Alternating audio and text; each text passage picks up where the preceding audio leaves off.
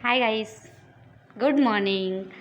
आज हम यूपीटीईटी के पूरा फुल पेपर पूरा फुल पेपर नहीं, पूरे 30 क्वेश्चन चाइल्ड डेवलपमेंट के देखेंगे बगैर टाइम वेस्ट किए। वेरी वेरी इंपॉर्टेंट क्वेश्चन है ये। यूपीटीईटी 2017 का पेपर है, से पेपर 2 मतलब पेपर सेकेंड। ओके, चलिए बगैर टाइम वेस्ट किए जल्दी से देख लेते हैं। प्रीवियस ईयर पेपर हैं। कब किसी भी एग्ज़ाम को क्लियर करने के लिए हमेशा पहले प्रीवियस ईयर पेपर को देखें और एनालिसिस करें, फिर इसके बाद आगे उसकी तैयारी में और फिर उसकी तैयारी को आगे बढ़ाएं और सिलेबस के अकॉर्डिंग पढ़ें। चलिए गाइस, तभी सफलता निश्चित है। ओके गाइस, चलिए देख लेते हैं। पूर्व अनुभव के आधार पर संवेदना को अर्थ प्रदान करना कहलाता है। पूर्व अनुभव के आधार पर संवेदना को क्या कहलाता है? अर्थ प्रदान करना, प्रत्यक्ष ज्ञान। इसमें थोड़ा सा डिस्क्रिप्शन भी हम देखेंगे, एक किस तरह थोड़ा थोड़ा 2-4 पॉइंट भी इसमें क्लियर करेंगे। प्रत्यक्ष ज्ञान वह प्रक्रिया है जिसके माध्यम से हम प्राप्त सूचनाओं की व्याख्या करते हैं और उन्हें व्यवस्थित करते हैं ताकि वस्तुओं और उनके संबंधों के बारे में हमें हमारे जागरूक अनुभव का उत्पादन किया जा सके। चलिए नेक्स्ट देख लेते हैं।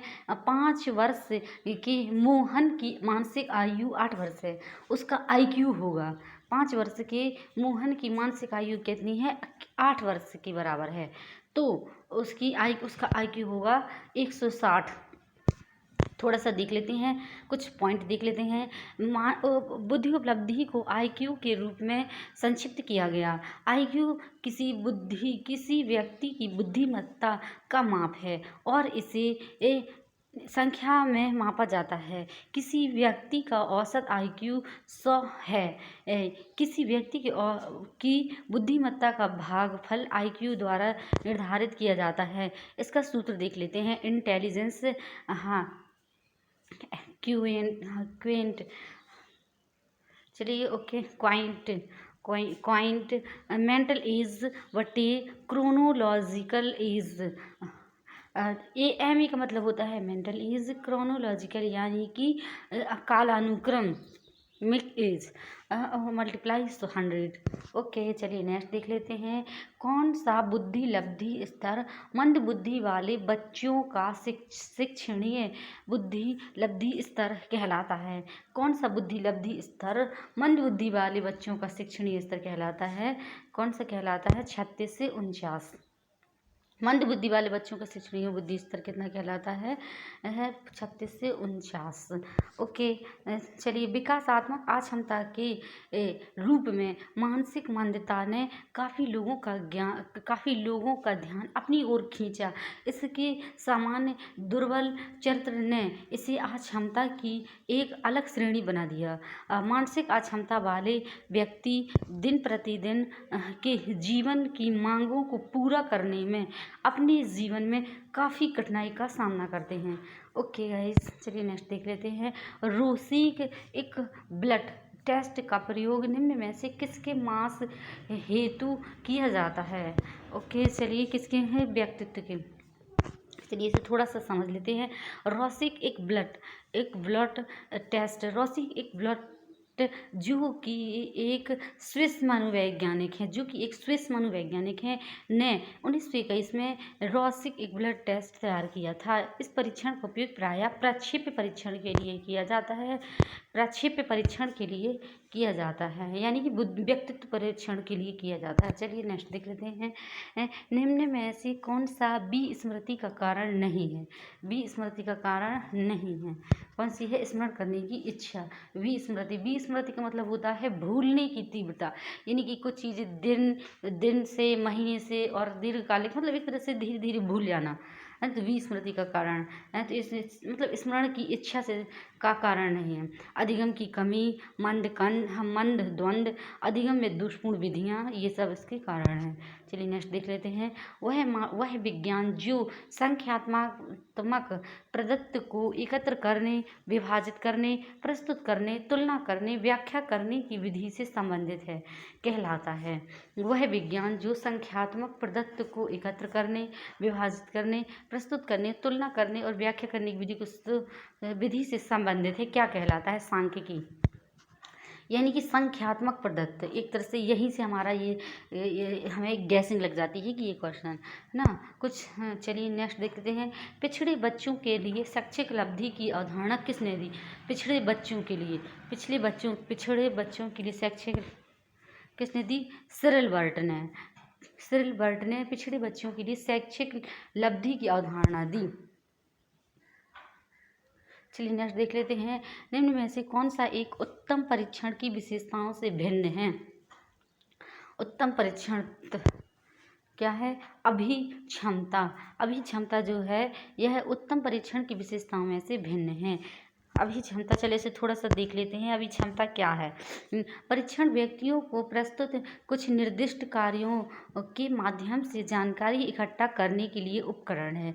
हम शिक्षा में विभिन्न प्रकार के परीक्षणों में आते हैं। हम शिक्षा के विभिन्न प्रकार के परीक्षणों में आते हैं। उदाहरण मौखिक, लिखित, व्यवहारिक, समूह या व्यक्ति प्रदर्शन आदि। कभी कभी परीक्षा का उपयोग डिवाइस या परीक्षण का अर्थ करने के लिए किया जाता है।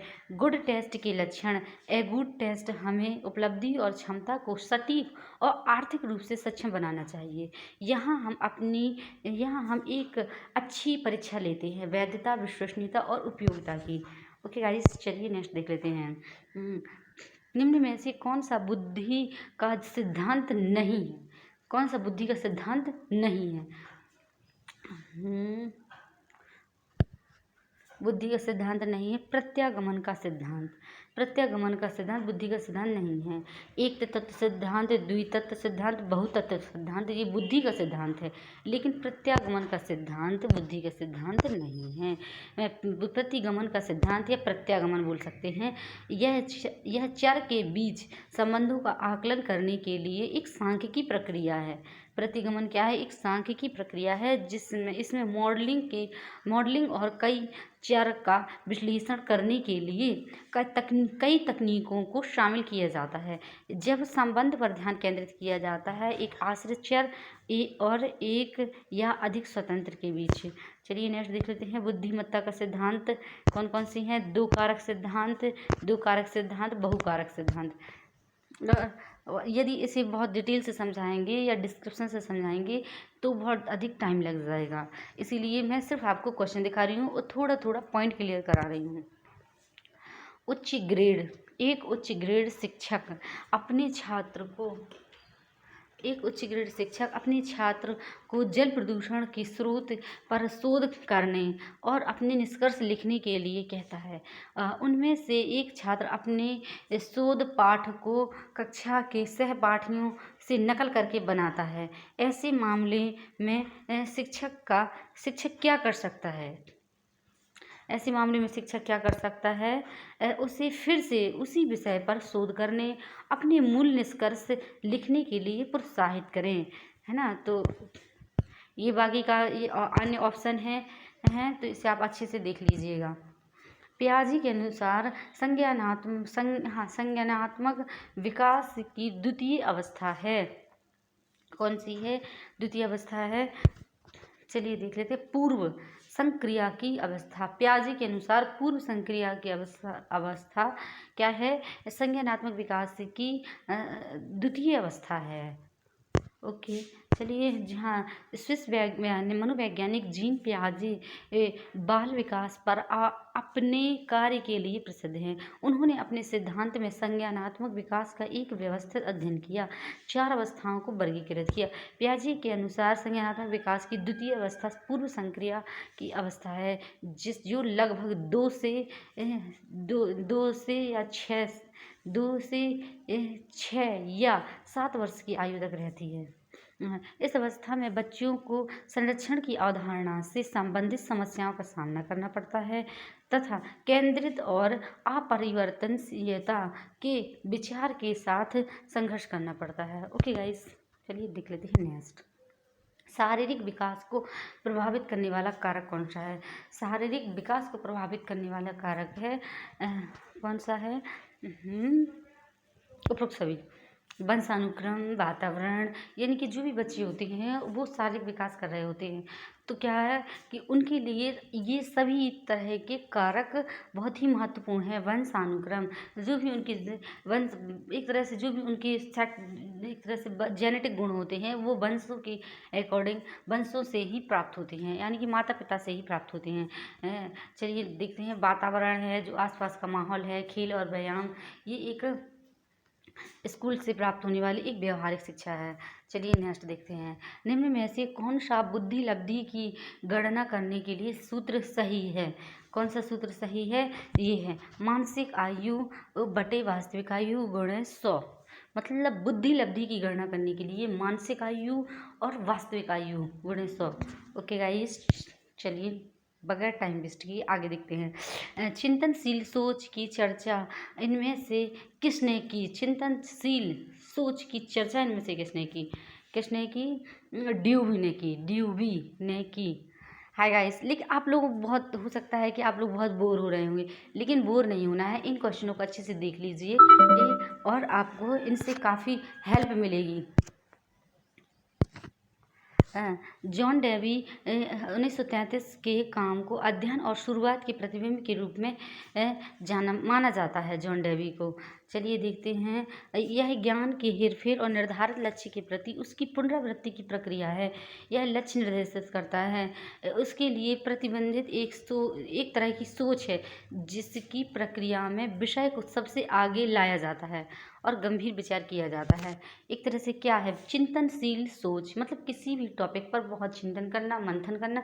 ये चिंतनशील सोच किसने चर्चा की थी? ड्यूवी ने की थी इस टॉपिक के बारे में चर्चा। आगमनात्मक तर्क के स्तरों से में कौन सी शामिल नहीं है?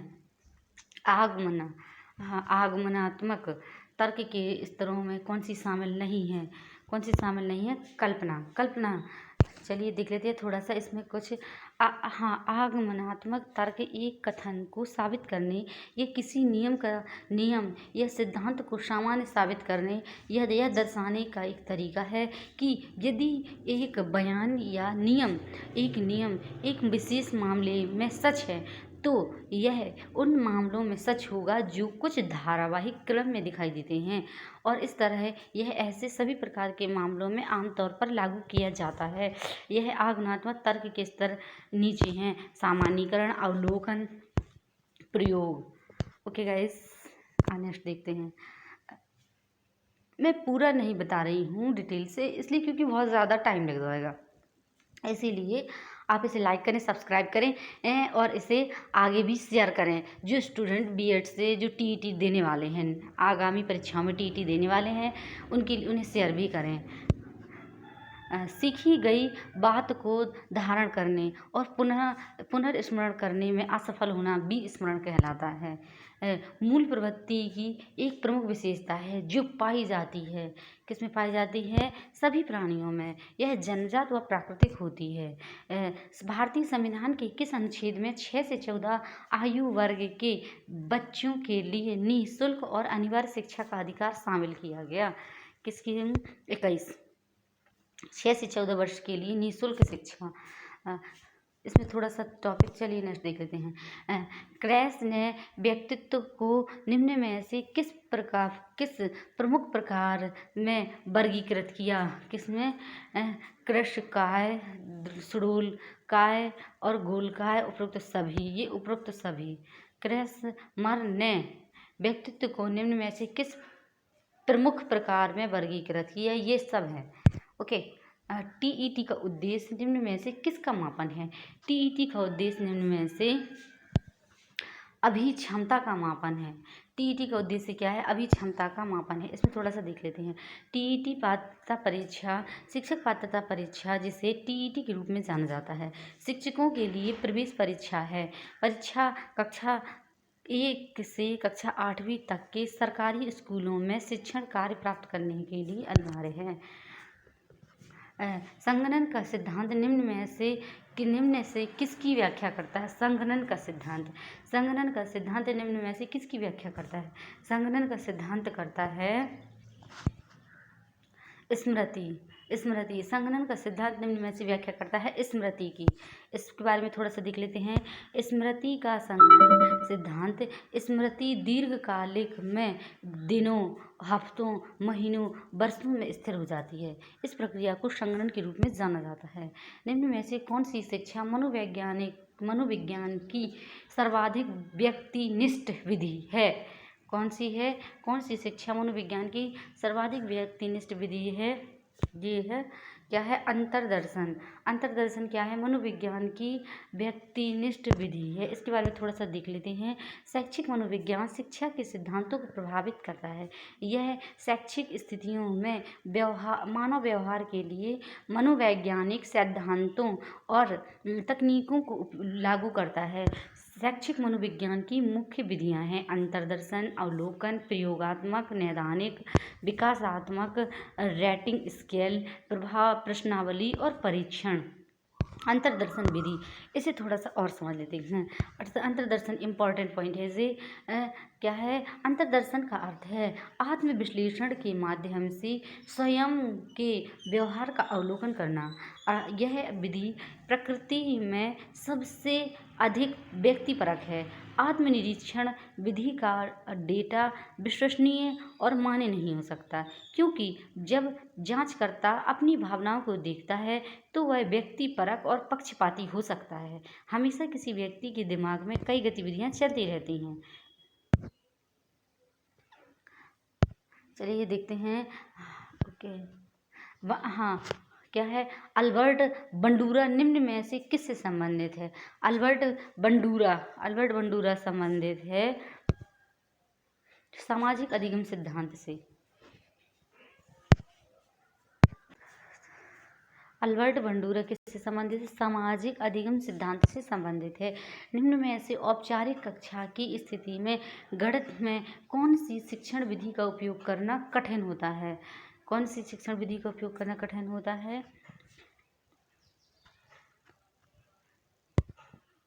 परियोजना।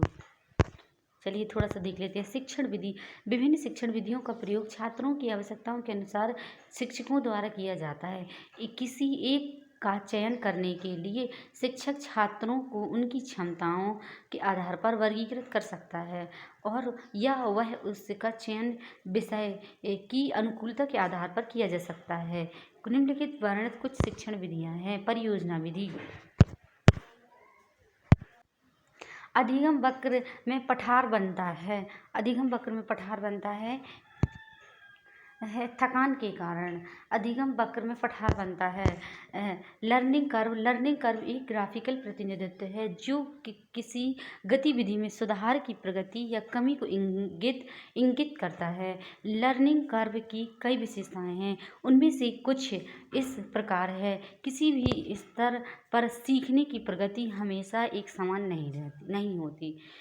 सीखने की अवस्था के अंतिम चरण को पठार कहा जाता है। सीखने की गुंजाइश वक्र के अंतिम चरणों में बहुत कम है। Okay guys, bye. नहीं, थोड़ा सा और देख लेते हैं। अभी थोड़ा क्वेश्चन और रह गए हैं।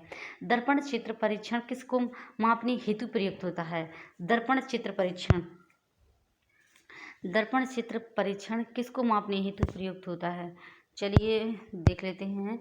अधिगम की गति को मापने के लिए दर्पण चित्र परीक्षण का उपयोग किया जाता है। दर्पण चित्र परीक्षण यह एक मनोवैज्ञानिक मूल्यांकन है जिसका उपयोग सीखने की दर, हाथ आँख के समन्वय एवं न्यूरो साइकोलॉजिकल क्षति को मापने के लिए किया जाता है।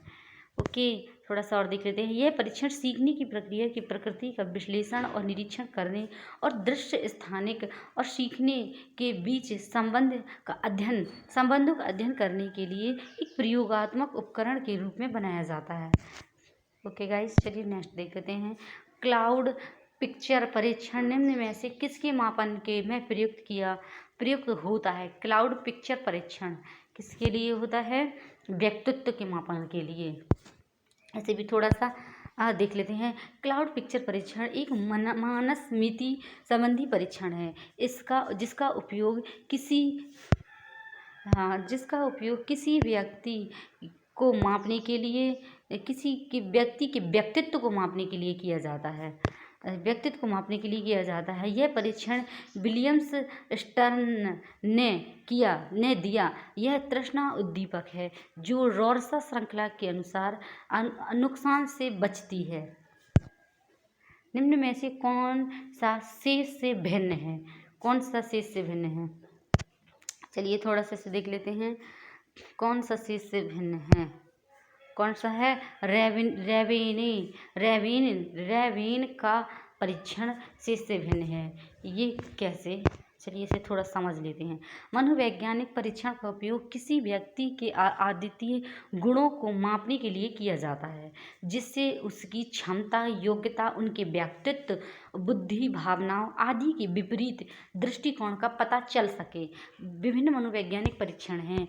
देखते हैं कौन से हैं। रैवेन प्रोग्रेसिव मैट्रिसेस, इसे रैवेन का परीक्षण कहते हैं। 16 PF ये व्यक्तिगत खासियत के अंतर्गत आता है, और TAT प्रसंगात्मक बौद्ध परीक्षण के अंतर्गत ये व्यक्तिगत खासियत। ड्रॉ ए मैन परीक्षण व्यक्तिगत खासियत। हाँ, इससे निष्कर्ष निकलता है, यह निष्कर्ष निकाल सकते हैं कि 4 में से 3 परीक्षण किसी व्यक्ति के व्यक्तित्व को मापने के लिए किए जाते हैं। रैवेन का प्रगतिशील मैट्रिसेस परीक्षण किसी व्यक्ति की तरल बुद्धि को मापने के लिए किया जाता है। इसे मैं डिस्क्रिप्शन में और बहुत अच्छे से नहीं पढ़ा सकती हूँ क्योंकि इतना टाइम नहीं है।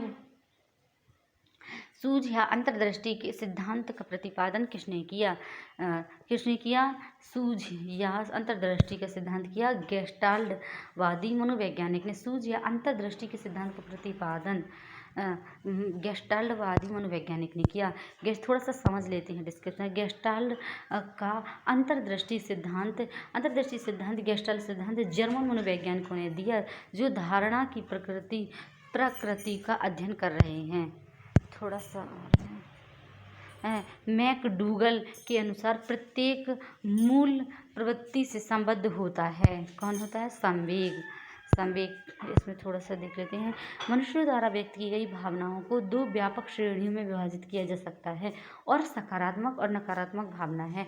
भावनाओं के उदाहरणों में निम्नलिखित शामिल है: रुचि, उत्साह, ऊब, हंसी, सहानुभूति, कार्यवाही, जिज्ञासा, क्रोध, विद्रोह, जलन आदि। ये सभी क्या हैं? यानी कि संवेग। विलियम मैकडूगल की भावनाओं के अनुसार प्रवृत्ति और भावनाएं दोनों सहज पैटर्न थे। मैकडूगल के अनुसार प्राथमिक भावनाएं घृणा, आश्चर्य, क्रोध, अधीनता, विचलन, कोमलता थी। उनके अनुसार प्रत्येक सहज प्रवृत्ति में एक समान भावना होती है। विलियम मैकडूगल 2003 3 पहलुओं में एक सहज व्यवहार का विश्लेषण करता है: संज्ञानात्मक जानने का पहलू, प्रभावित भावना, भावनात्मक पहलू, भावात्मक व्यवहार या व्यवहार पहलू। भावना में उत्तेजना के कुछ रूप की घटना उत्तेजना की व्याख्या के लिए एक संज्ञानात्मक खोज को जन्म देती है। देखिए गाइस, मैंने पूरा पढ़ा दिया है इसे डिटेल से। भावनाओं को किसी वस्तु, व्यक्ति द्वारा किसी विशेष परिस्थिति में सफलता या विफलता के लिए जिम्मेदार माना जाता है। ओके गाइस, अब हमारा पूरा कंप्लीट हो चुका है। मैंने थोड़ा सा डिटेल में भी बता दिया है। चलिए, okay, bye bye, take care. इसी तरह पढ़ते रहिए और देखते रहिए। इस टाइप के क्वेश्चन मैं शेयर करती रहूँगी। एक प्रीवियस ईयर क्वेश्चन मैं शेयर करती रहूँगी। इसे लाइक करिए, सब्सक्राइब करिए।